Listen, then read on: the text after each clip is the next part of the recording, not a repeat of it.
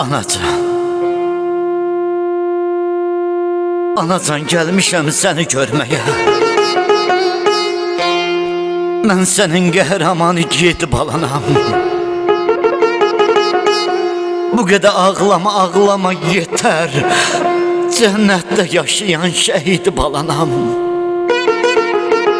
Necə ağlamayım oğul, ay oğul.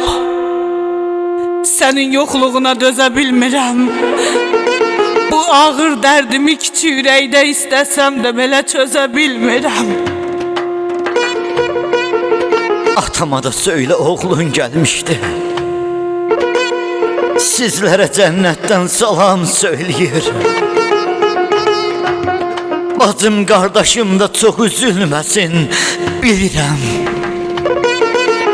Bilirəm mənim üçün yanıb göynəyir.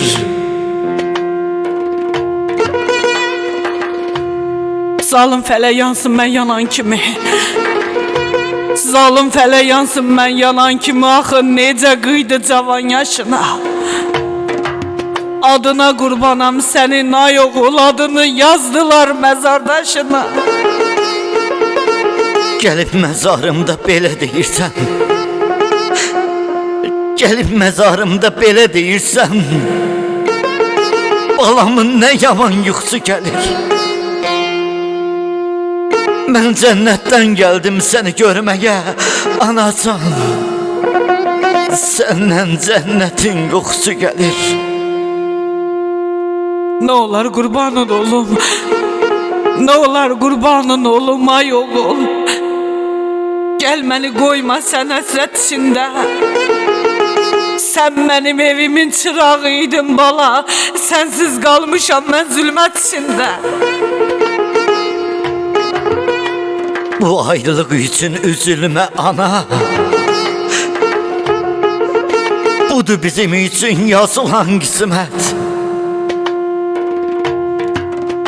Gəl öpümüzündən sonra mən gedim. Cənnətdə görüşərik, anacan əlbət.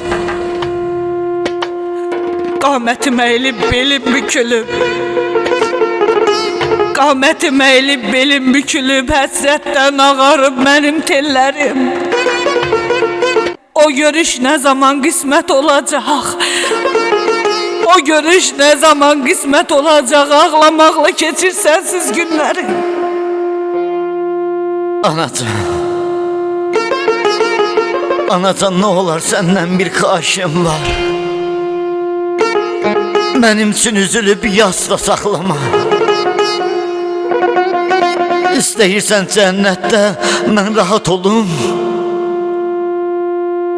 Nə olar anacan. Anacan, mən üçün ağlama. Tükendi səbrim. Tükendi səbrim, yoruldum daha. Ölürəm ay bala, yetişim daha. Səni and verirəm qadir Allaha. Kimsəm yox idi səndən başqa bu fani dünyada. Kimsəm yox idi səndən başqa bu fani dünyada. Qəhrəman oğlunun dünyasısan sən. Bütün arzuları rüyasısan sən.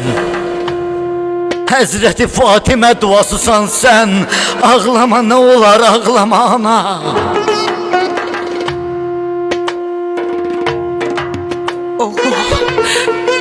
Oğul, tükənirəm mən.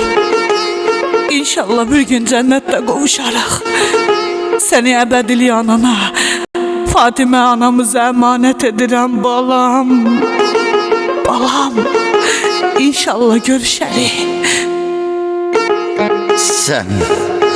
Sən qəhrəman anasısan. Sən igid anasısan.